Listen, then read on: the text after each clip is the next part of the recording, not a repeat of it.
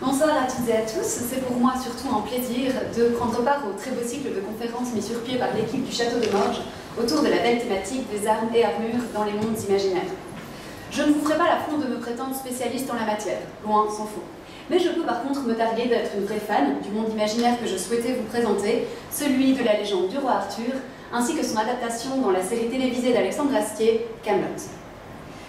J'ai tenté, en tout cas, de contenir la littéraire enthousiaste en moi pour me concentrer sur la dimension, disons, armée du scénario de Kaamelott, pour m'intégrer donc au maximum dans la réflexion menée autour de cette belle exposition que je me réjouis de visiter plus avant à l'issue de mon intervention.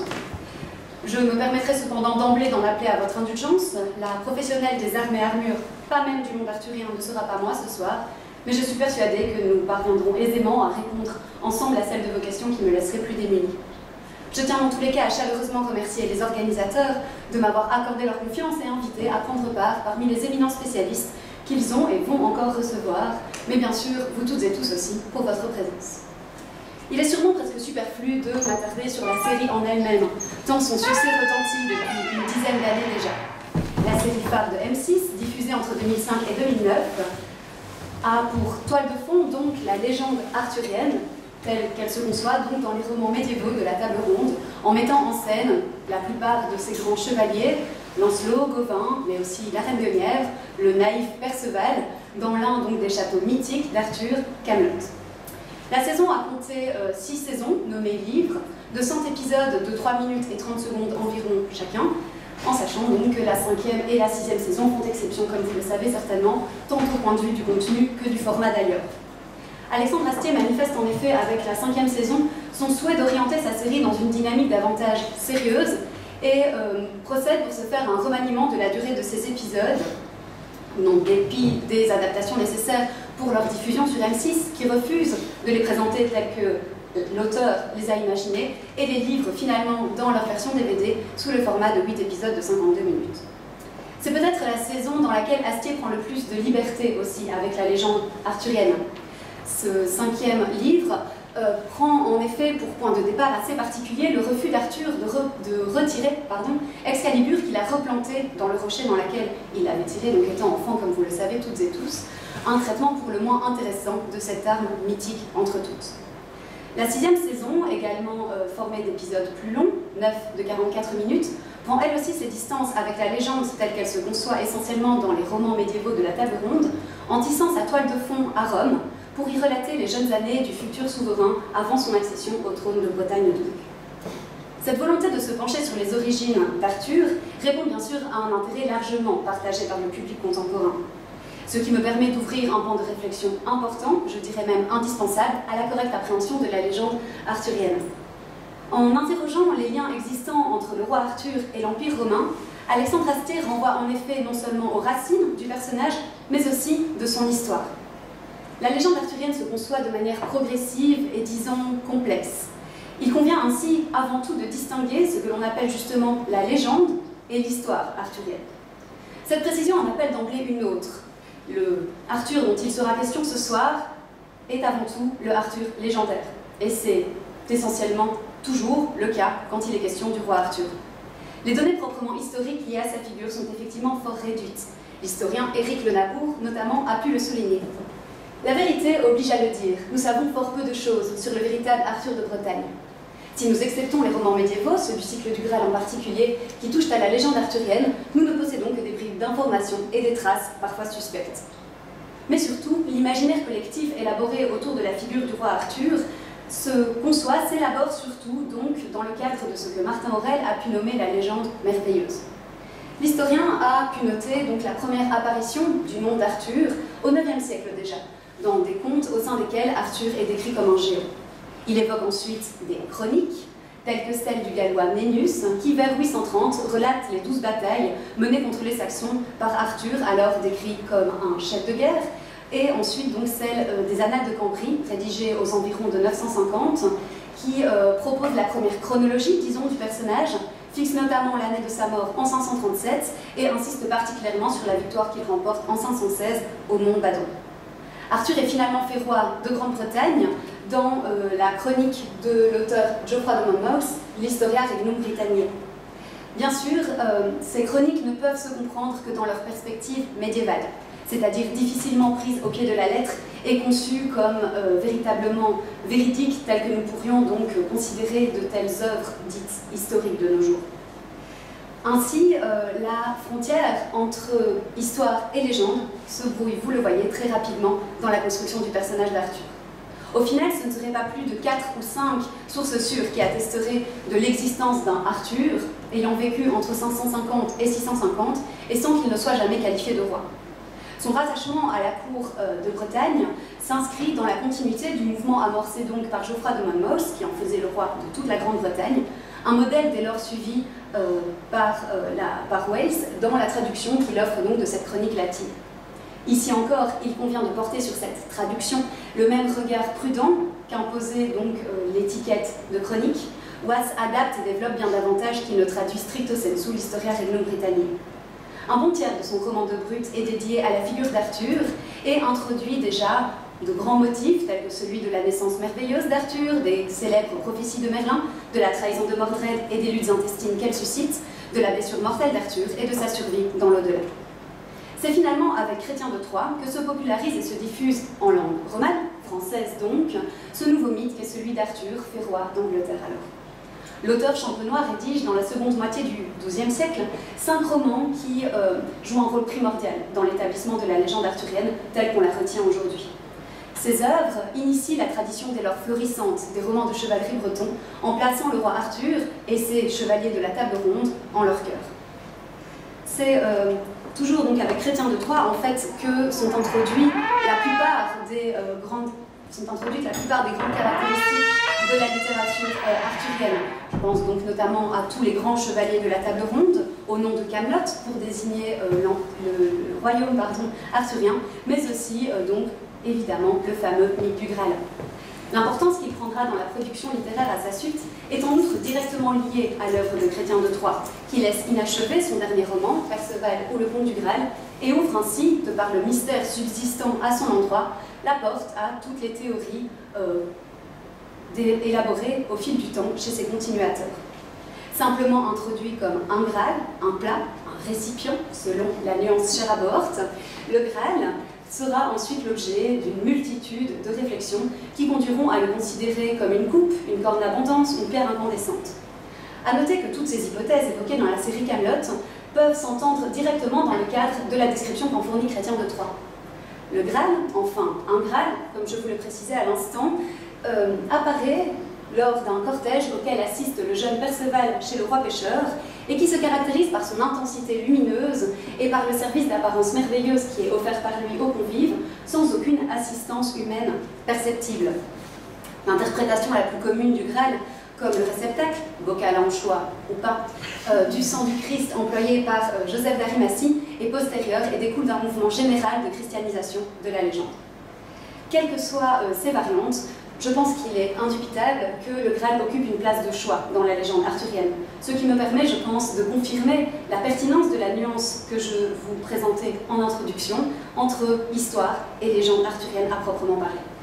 Pour reprendre les conclusions de Marie-Manuelle da Silva, si Arthur a bien vécu au VIe siècle, il nous est surtout familier par des textes des XIIe et XIIIe siècles, et il semble difficile d'évoquer l'Arthur historique sans faire référence aux héros de la littérature et du cycle du Graal.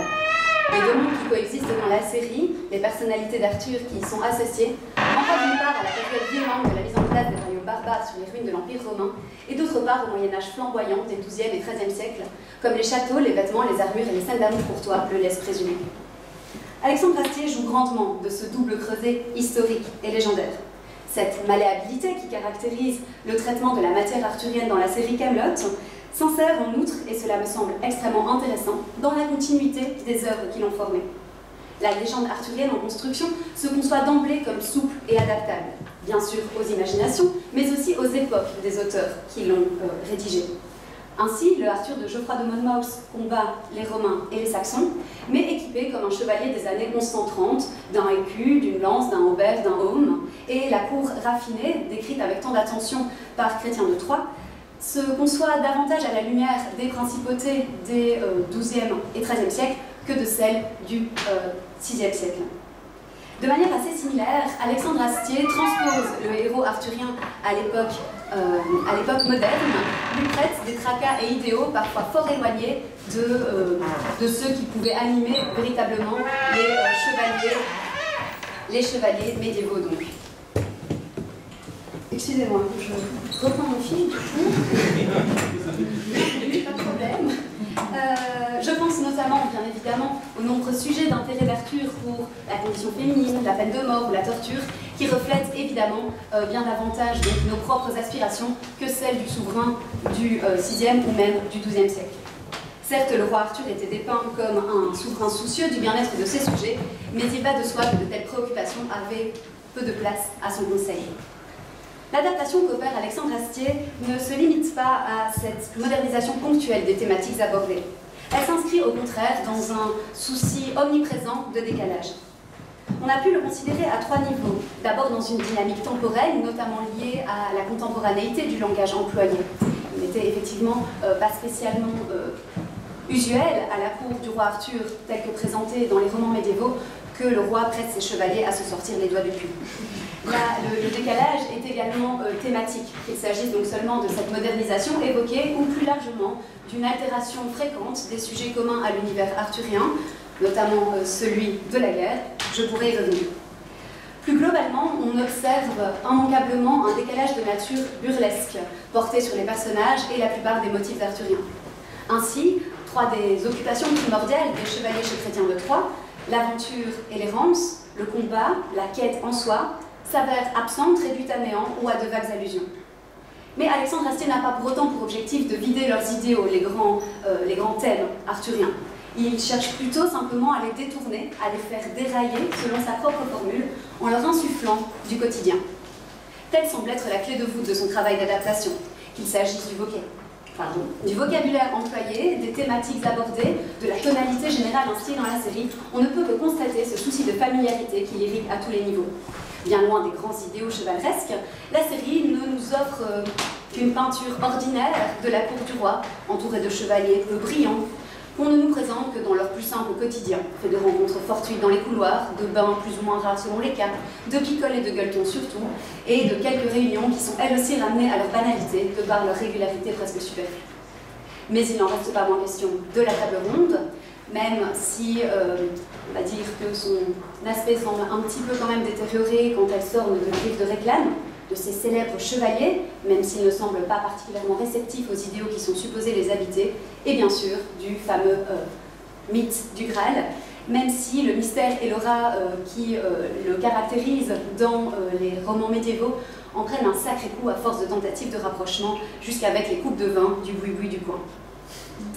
Mais voilà, la nuance ainsi esquissée plus haut entre véritable rupture et décalage me semble ainsi porter l'ensemble du calva narratif mis sur pied par Alexandre Astier. En redessinant les héros arthuriens à l'aune des coutumes et attentes, même les plus insignifiantes du monde contemporain, Alexandre Astier n'en reste pas moins attaché aux grandes lignes thématiques qui caractérisent donc l'univers dans lequel il puise son inspiration.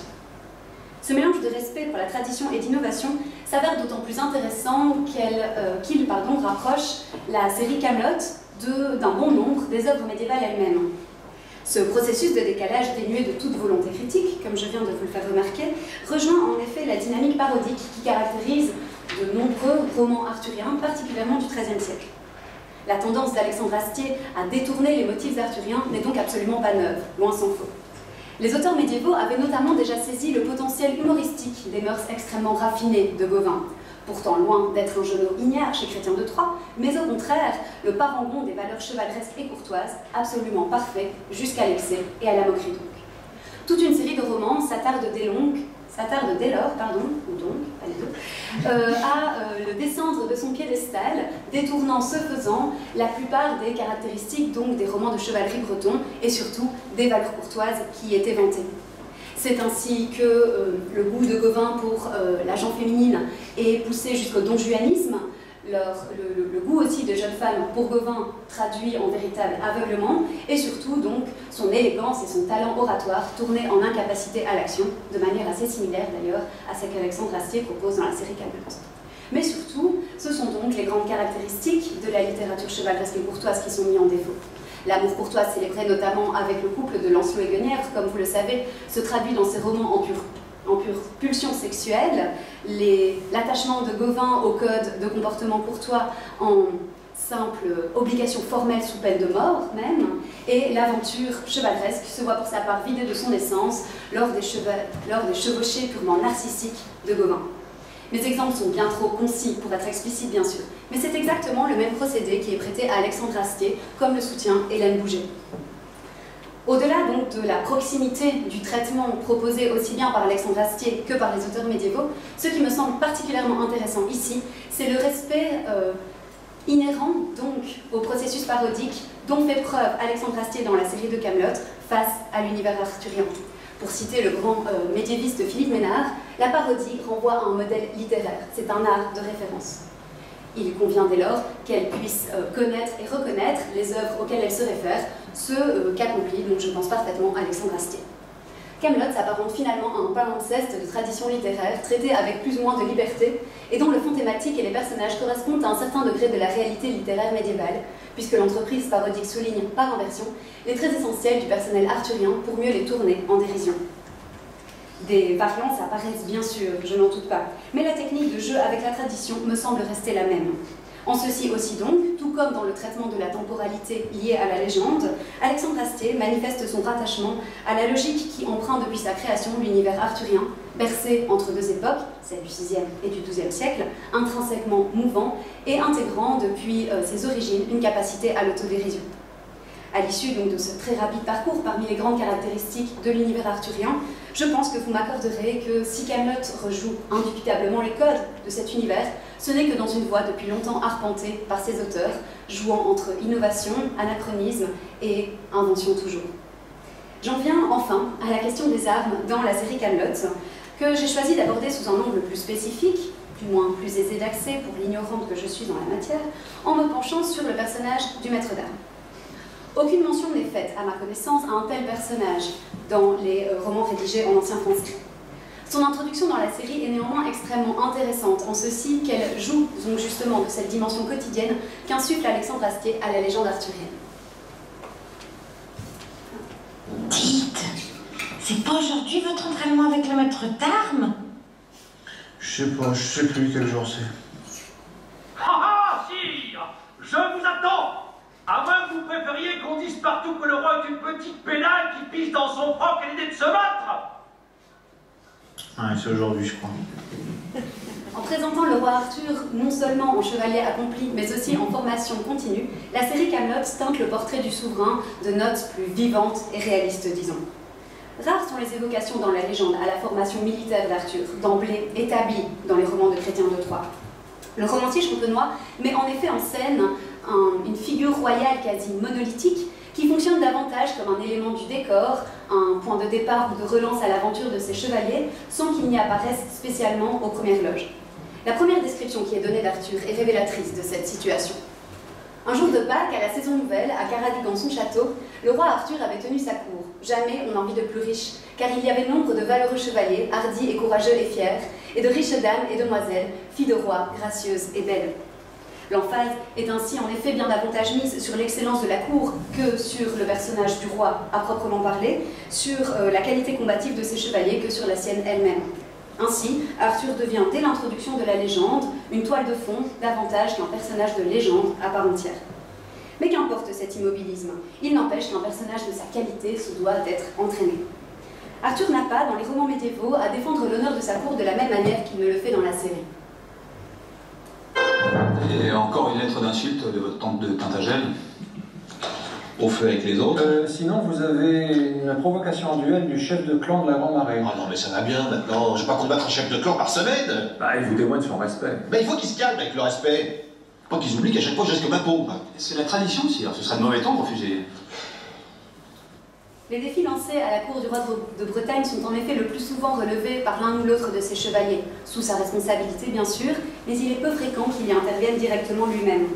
Semblablement, il est plus souvent à l'origine, témoin et garant des joutes et tournois, de manière assez similaire d'ailleurs à ceux qui est proposé dans la sire, les jouteurs sont prêts à s'élancer. Oui, bah s'ils sont prêts, ils y vont, ça va. On va attendre les avis à chaque fois, si. Mais il arrive qu'Arthur se batte, et il se doit alors bien sûr de porter aussi haut que ses chevaliers les couleurs de la table ronde. Assez logiquement, tout comme dans Camelot ici aussi, si Arthur combat, c'est contre un autre dirigeant, comme c'est le cas dans ce roman du XIIIe siècle, Florian et Fleurette, dans lequel Arthur vient prêter main forte au jeune et prometteur chevalier Florian. Au gré de la guerre qu'il mène contre le perfide sénéchal Maragot, Arthur prend les armes contre un empereur, l'empereur Philyménis, lui aussi venu à l'aide de son vassal, tout comme donc Arthur l'a fait vis-à-vis de Florian. L'empereur Philyménis à son tour entre dans la bataille. Lui et le roi Arthur se rencontrent. Ils se portent des coups violents et se projettent mutuellement à terre. Leurs hommes, accourant de tous côtés, viennent à leur secours. On observe donc en outre la même attention des chevaliers pour le roi que n'emportent d'ailleurs aussi Léodagan et Bohort, dans ce cas, à Arthur. Je vais vous dire, c'est plutôt une bonne chose ce combat. C'est plutôt une bonne chose à condition de ne pas le perdre. C'est affreux. Un trace. Ces types tuent 15 personnes par mois depuis qu'ils ont 10 ans. C'est vrai que c'est pas dément. Ah, mais après on gère. On gère, je sais pas ce que vous allez gérer, mais c'est quand même moi qui vais descendre au milieu du machin. Le bon côté, c'est qu'on va aller à Rome. Quoi? Ah non mais attendez, c'est lui qui vient, ça va bien maintenant. Le truc, c'est que des arènes, on en a pas des masses. Ah non, mais ça je m'en occupe. On va faire construire une jolie petite esplanade. C'est sûr, ça sera pas le Colisée. On est obligé de faire construire, on peut pas faire ça dans un champ entre nous. Mais non, il faut profiter de l'occasion pour montrer à votre peuple que vous êtes un dur à cuire. Et que c'est pas un gladiateur à 3 ronds qui va venir vous souffler dans les manches. C'est vrai que le peuple sera tellement fier de vous. Si le roi finit embroché comme une pintade, il aura pas tellement l'occasion d'être fier, le peuple. Hein. Je suis bien d'accord. Non, mais ce que je fais, bon, début de la rencontre, je reste à la billetterie, histoire de surveiller un peu les ventes, et dès que les gens sont installés, je file dans les loges, je viens vous retrouver, où est le trace, avec une bonne bouteille de cidre de pays, histoire de marquer le coup, sauf qu'au moment de trinquer, j'y verse 2-3 gouttes de ciguë dans sa coupette. Non, attendez, on va pas tricher. Mais sire, on ne va pas risquer de vous perdre pour une histoire aussi bête. Non, on triche pas. Ma femme a fait une connerie, c'est pas la première, maintenant on l'assume. Arthur joue aussi, peut-être pas aussi souvent que ça n'est le cas dans la série, mais tout de même, son rôle de chef de guerre. L'ample cycle en prose du Lance-le-Graal, et surtout donc les affrontements internes qui en marquent la fin en même temps que celle du royaume arthurien, sont particulièrement notables à ce sujet. Quand ils furent prêts, le roi constitua 10 corps de bataille, et il y eut au sein de chacun un chef compétent. Le roi Arthur conduisait le 10e, où se trouvait le meilleur de leur force armée. Dans ce corps, il y avait les hommes de valeur, les bons chevaliers d'un certain âge, qui brûlaient de préserver l'honneur du roi Arthur et sa vie, lui qui était leur seigneur inconditionnel. Régulièrement dans cette guerre longue et meurtrière, Arthur est mis en scène, organisait ses armées contre son traître de neveu, Mordred, avec une implication comparable à celle dont ferait volontiers preuve le roi de Camelot, qui se refuse à seulement agiter des drapeaux et jouer de la trompette. Nulle question de maître d'armes de formation cependant ici. On reste face à un roi en place, compétent, même si certes peu proactif. Pas même chez Oise, qui relate pourtant les toutes premières aventures d'Arthur, il n'est question de formation armée qui aurait pu donc occuper ces toutes premières années. On y lit de nombreux exploits chevaleresques, stratégiques, mais aucune mention à leur origine, disons. De fils du roi Uther, il devient directement roi, certes jeune, mais doté de toutes les qualités, comme on peut le lire donc dans le roman de Brut. Lorsque le roi Uther fut mort, son corps fut transporté à Stonehenge, et c'est là qu'il fut enterré, très exactement à côté de son frère. Les évêques tinrent leurs conseils, et les seigneurs du royaume se réunirent. Ils firent venir Arthur, le fils d'Uther, et le couronnèrent à Chichester. Arthur était alors un adolescent de 15 ans, grand et fort pour son âge. Je vais vous énumérer toutes ses qualités, sans farder en rien la réalité. C'était un très puissant chevalier, de grande valeur et de grande renommée. Ce portrait élogieux est directement suivi d'un tableau haut en couleur, des prouesses chevaleresques et stratégiques d'Arthur contre les Saxons, sans que ne soit donc absolument mentionné ou même proposé comme nécessaire nulle formation, nul entraînement pour ce souverain et chef de guerre né. Il faut en fait attendre la fin du XIVe, le début du XVe siècle, et le roman parodique du conte du Pape Hugo, pour enfin assister réellement aux premières aventures qui advinrent au bon roi Artus quand il porta couronne, premièrement. Quelle que soit la tonalité humoristique de ce roman, il n'empêche qu'il est le premier, à ma connaissance toujours, à présenter Arthur prendre directement en charge l'aventure qui se présente à sa cour. Célébrant son couronnement entouré de ses barons, Arthur reçoit la visite donc d'une jeune femme et qui vient donc lui introduire une requête, selon un topos tout à fait usuel pour le public médiéval, à laquelle Arthur choisit donc d'accéder lui-même, de la même manière qu'Arthur, dans Camelot, préfère s'acquitter lui-même des missions de la Dame du Lac. C'est alors que la demoiselle lui rappela la plainte de sa maîtresse. Tous, chevaliers et seigneurs, se proposèrent pour se mettre au service de la demoiselle, mais le roi Arthur ne l'accorda à nul d'entre eux et leur dit « Cette aventure me revient de droit, pour la bonne raison que c'est la première qui survient à ma cour, et comme je viens d'être couronné, il n'est pas question qu'un autre que moi se porte au secours de la dame. » L'emphase est bien mise ici sur le caractère novice du jeune roi. Les seigneurs le soulignent aussi en lui faisant leurs adieux. Ils rebroussèrent chemin, le cœur gros et soucieux de voir leur seigneur si peu aguerri, si jeune. Le parcours suivi par Arthur se rapproche donc indubitablement de celui de formation chevaleresque éprouvé par nombre de jeunes hommes venus faire preuve de leur qualité à sa cour dans les romans antérieurs. Il n'est cependant toujours pas question ici d'entraînement, de formation à proprement parler. Pas plus pour Arthur d'ailleurs que pour la plupart de ses chevaliers. Et ainsi, la mise en scène par Alexandre Astier d'un maître d'armes et de séances régulières imposées au souverain joue de cet esprit de décalage et surtout de familiarisation que je vous présentais en introduction. Mais la formation, même si la formation chevaleresque d'Arthur lui-même n'est pas spécialement mise en exergue, ce n'est pas pour autant que cette thématique n'occupe pas une place de choix dans la littérature arthurienne. Il y est, tout comme dans le conte du Pape Hugo, bien souvent question de la formation des jeunes chevaliers. C'est même le sujet central de la première partie du fameux roman donc, de Perceval ou le conte du Graal de Chrétien de Troyes.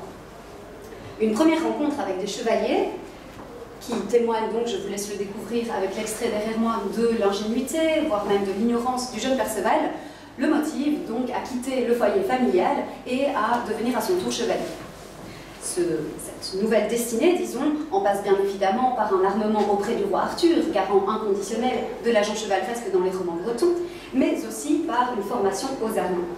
C'est auprès de Gornement de Gohort que s'effectue cet apprentissage. Gornement, il est monté sur son cheval. Il suspend à son cou l'écu par la courroie, saisit la lance et dit « Mon ami, c'est le moment d'apprendre à vous servir de vos armes. Faites attention à la façon dont on doit tenir une lance, éperonner un cheval et le retenir. » Alors, mettant l'enseigne au vent, il lui apprend et enseigne la façon dont on doit se saisir de son écu.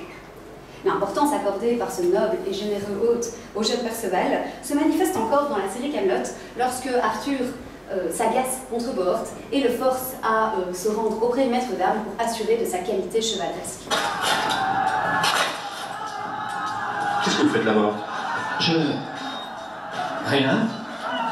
Rien. Vous êtes au courant que Gorgon est en train d'essayer de forcer la grande porte? C'est ce que j'ai cru comprendre. Et donc? Eh bien, dès que j'ai su, vous pensez, j'ai tout de suite décidé de venir sécuriser cet accès. Vous savez ce qu'il y a derrière cette porte? Il faut bien que j'en choisisse une, je peux pas être partout. Bort, vous savez que je m'efforce de ne pas me fâcher là. Voilà 1 heure que vos camarades sont au créneau et repoussent l'ennemi pendant que vous sécurisez l'accès au stock de couverture. Le stock de couverture? Le stock de couverture, oui. Je suis désolé, mais ça me semble capital. Imaginez qu'on subisse un siège qui nous mène jusqu'à l'hiver prochain. On sera bien content d'y trouver les couvertures. Bort, je ne comprends pas comment vous arrivez à ne pas rougir de votre pathétique couardise. Mais si jamais on arrive à repousser les Burgondes et qu'on est encore en vie demain, je vous colle entre les pattes de mon maître d'armes. Pourquoi faire? Pour faire en sorte de ne pas avoir systématiquement honte de vous à chaque fois que vous vous comportez comme une pintade. Mais vous n'allez pas me taper? Allez on garde espèce de petite coup de balle. Comment? Vous allez me montrer un peu ce que vous dans le froc, ma mignonne. Mais enfin, le roi Arthur m'avait juste pas... Mais vous êtes complètement fou! Vous avez failli m'ouvrir le crâne! Et figurez-vous que ça m'aurait pas déplu. Outre son rôle auprès du souverain, donc, le maître d'armes illustre également cet esprit de décalage, mais aussi d'inscription dans la tradition légendaire qui caractérise la série.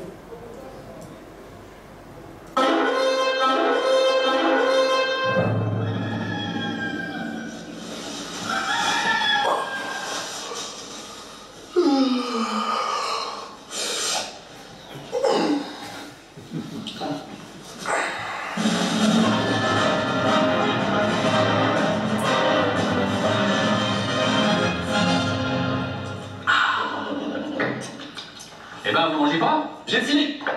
Fini? Vous avez même pas commencé? Un peu de raisin pour rafraîchir, éventuellement. Raisin, mais on n'en est pas aux fruits. On n'a pas fini le 2e plat de viande. Et les volailles qui arrivent? Libre à vous de vous suicider à petit feu en suivant le régime alimentaire d'un ours. Mais j'ai personnellement des principes d'hygiène qui m'engagent à plus de sobriété, sire. C'est vrai ce qu'on dit? Vous bouffez que des graines? Bouffe pas de graines. Quelques fruits secs, des fèves, des lentilles, et surtout, beaucoup d'eau. Et jamais d'alcool, bien entendu. Vous vous emmerdez pas pendant les repas? Non. À moins qu'il ne dure plus de 3 heures comme aujourd'hui. Ça fait pour 3 heures. Quand on aura fini le fromage, les compotes et les fruits confits, ça passe sûrement 3 heures. Ah. Alors, ça peine? Ça vous apprendra à vous taper une bassine de barbac avant un combat. Alors, un combat? Attendez, moi je fais 2-3 passes pour vous faire plaisir et rideau. C'est pas que ça va faire non plus. Vous vous tirez faire une siège, je suppose? Mais pas du tout. Eh ben, je sais pas comment vous faites. Moi, après un repas pareil, je suis obligé de tenir le lit pendant 2 jours. C'est sur d'habitude, ça. C'est sûr que si vous bouffez que des graines...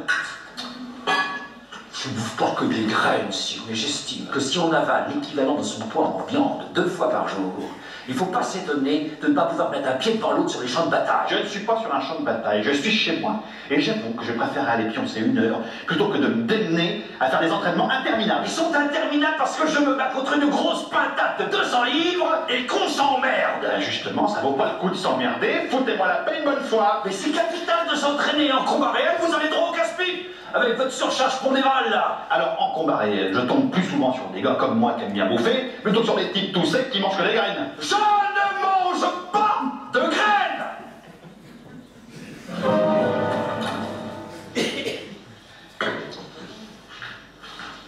Tiens, qu'est-ce que vous foutez là, vous?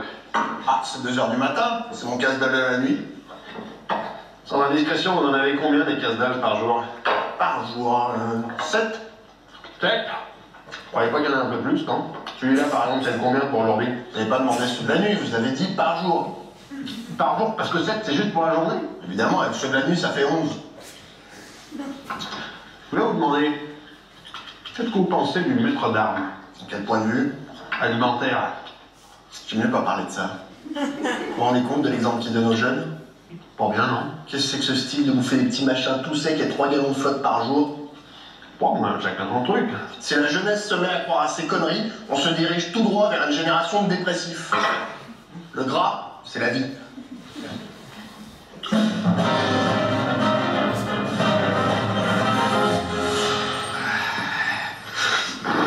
Vous étiez chez Demetra?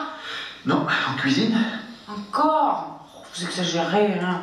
Quoi? Un petit bout de pain, non? Je gargouillais. Vous feriez mieux de prendre exemple sur le maître d'armes. Voilà un homme sain. S'il faut que je bouffe des graines jusqu'à ma mort pour être sain, je préfère encore être malsain. Je ne mange pas de graines. La rigueur corporelle qu'incarne ainsi le maître d'armes, poussé à l'extrême bien sûr, le véganisme et les moqueries liées aux alimentations à base de graines n'étaient sûrement pas d'actualité, répondent néanmoins aussi à une exigence d'importance à l'époque.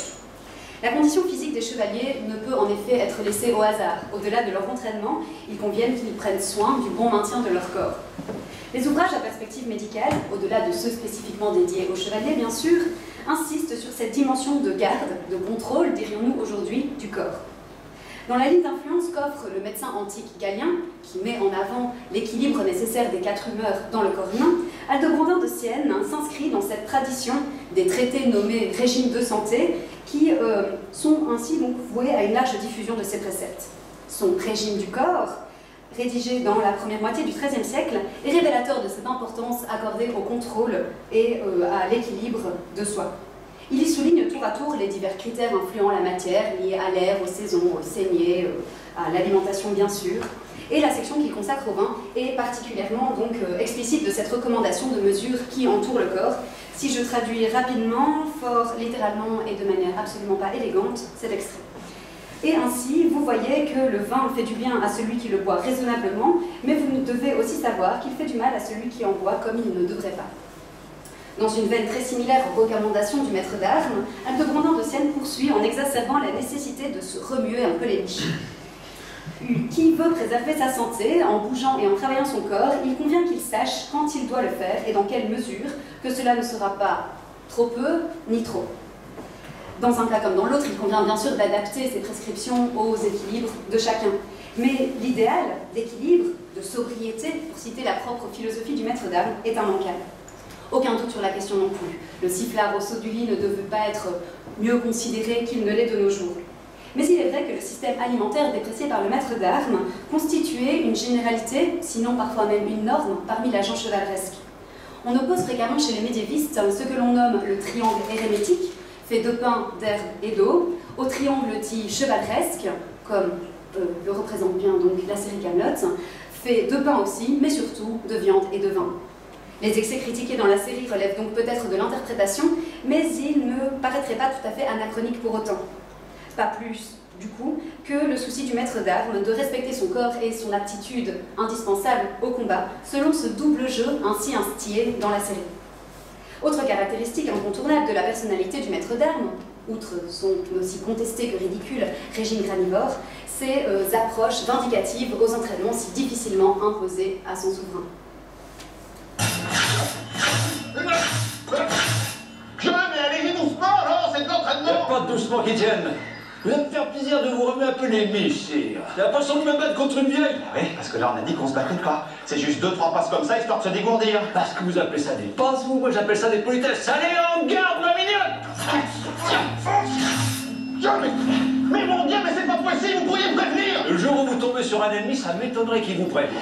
Alors déjà, je suis pas votre ennemi, et vous avez failli me couper un bras. Il faut ça pour vous réveiller, ça me fait pas peur. Mais vous êtes quand même bien allumé. En garde, ma mignonne! Non, c'est obligé, les prénoms féminins.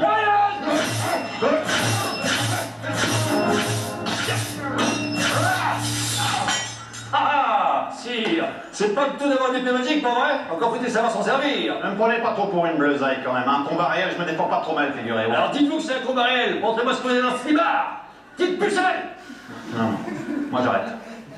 Et pourquoi? Parce que j'en ai ras-le-bol de vos conneries. Sire, un personnage de votre qualité se doit d'être entraîné. Je parle pas de ça, je parle de vos provocations à deux ronds. Ça, j'en ai marre. Mais c'est comme ça qu'il faut faire, pour stimuler la colère. Sinon, on peut rien faire. Non mais à quoi ça arrive de me traiter de pucelle, je vous le demande? Sire, aucun homme dans votre cour ne vous est plus dévoué que moi. J'ai donné mon arme et mon cœur au service de votre divine destinée. C'est justement l'amour profond que je vous porte qui m'empêcherait de lever la main sur vous. Mais moi aussi, c'est exactement la même chose. Je vous aime bien, j'ai pas envie de vous cogner sur la tronche. C'est pour ça qu'on s'insulte, pour oublier qu'on s'apprécie. Attends! En garde, espèce de vieille pute dégarnie! Allez, sire, un petit effort, balancez-vous une bonne insulte, quoi. Pas dire que j'en trouve. N'importe quoi, ce qui vous vient, pourvu que ce soit vexant.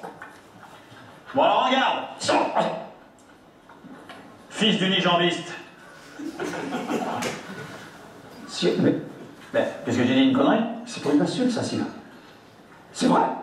Bah, évidemment que c'est vrai. Vous avez jamais dit que ça devait être faux. J'ai jamais dit que ça devait être vrai! Vous avez dit que ça devait être vexant, mais voilà, vous êtes vexé, alors profitez-en. Allez hop. Ah non. Allez. Ah bah allez maintenant. Allez. Oh. Oh. Je trouve révoltant d'utiliser l'infirmité d'un père à des femmes. Profitez-en, traitez-moi de grosse gouine et attaquez-moi puisque vous êtes en colère. Je suis pas en colère, sire, je suis profondément outré. Qu'est-ce que vous direz si je me permettais d'en faire autant? Bah oui, mais moi mon père il est pas unijambiste, hein, je suis désolé. Encore, mais à ma femme, est-ce que ça va finir? Alors s'il vous plaît, faites pas votre mijaurée. Moi depuis ce matin, je me fais traiter de gonzesse, j'en fais pas tout un cake. Mais gonzesse, c'est une formule, je ne pensais pas. Si j'avais voulu taper dans les potins, j'aurais très bien pu parler du vôtre, de père. Quoi? Au hasard, l'épisode de la grange de Brigitte. Quelle grange? Celle où vous étiez endormi dans le fond et que vous étiez chier dessus par un bouc. Ok, alors là ça va être un bain de sang.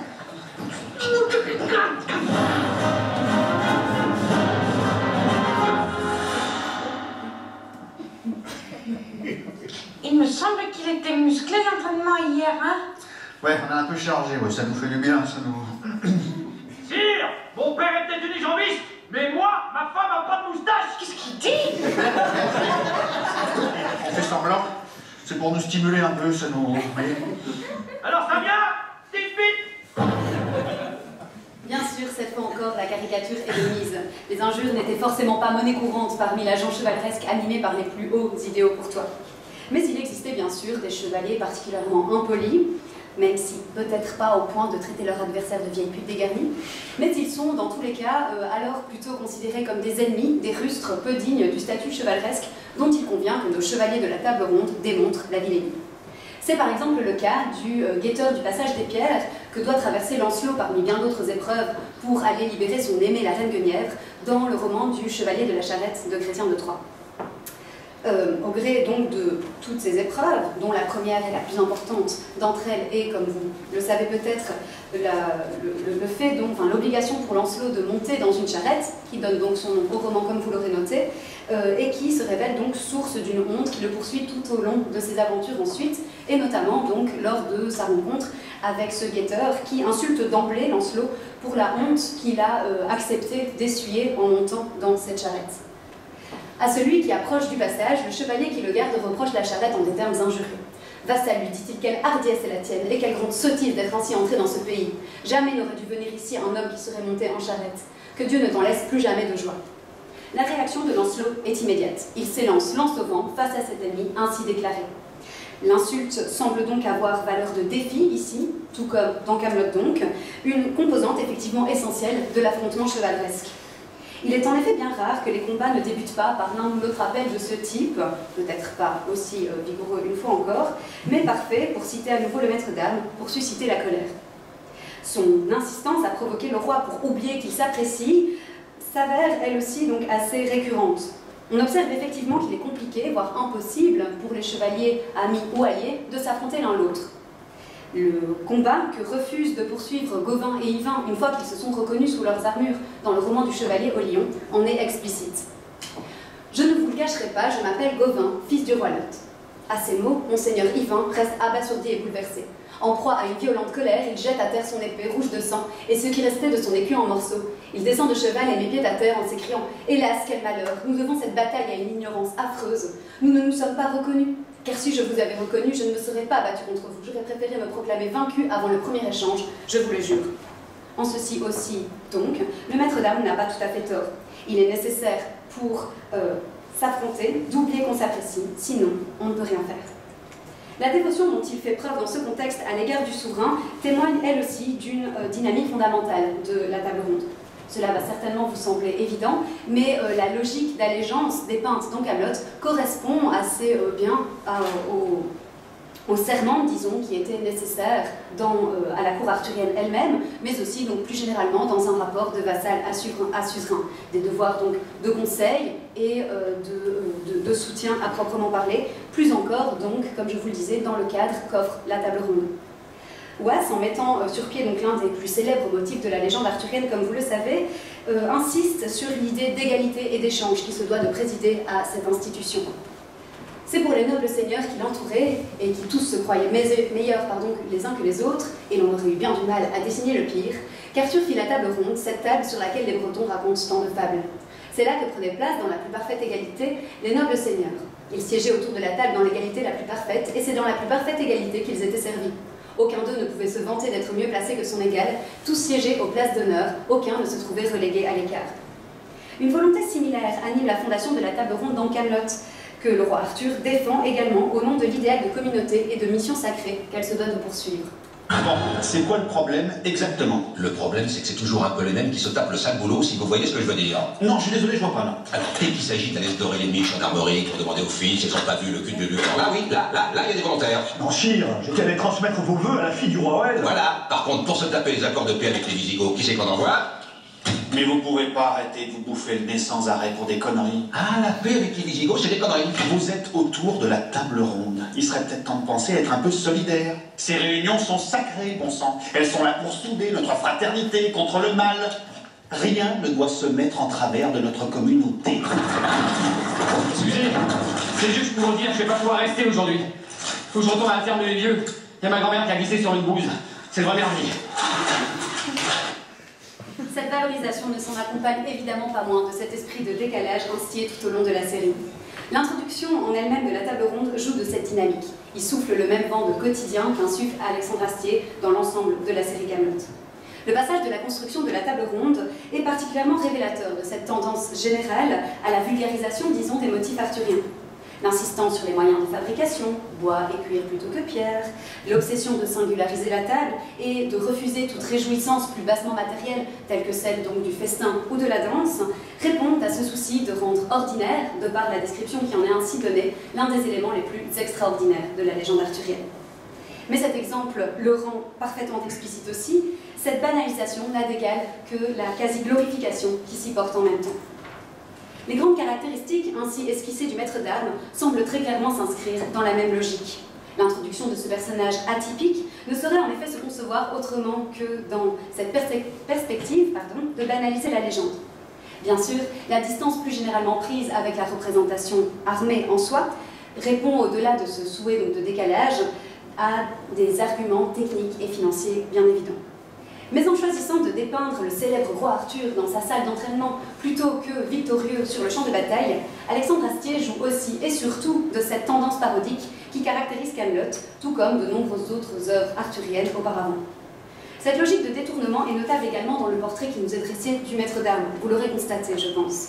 Il permet en effet de pousser à l'extrême diverses normes des récits chevaleresques, notamment liées à cet appel à la dévotion envers le suzerain ou à l'égalité entre chevaliers, ou encore donc à cet idéal d'équilibre et de maintien de soi qui se doit de rythmer la vie des chevaliers, quelles que soient leurs habitudes alimentaires quelque peu fastueuses.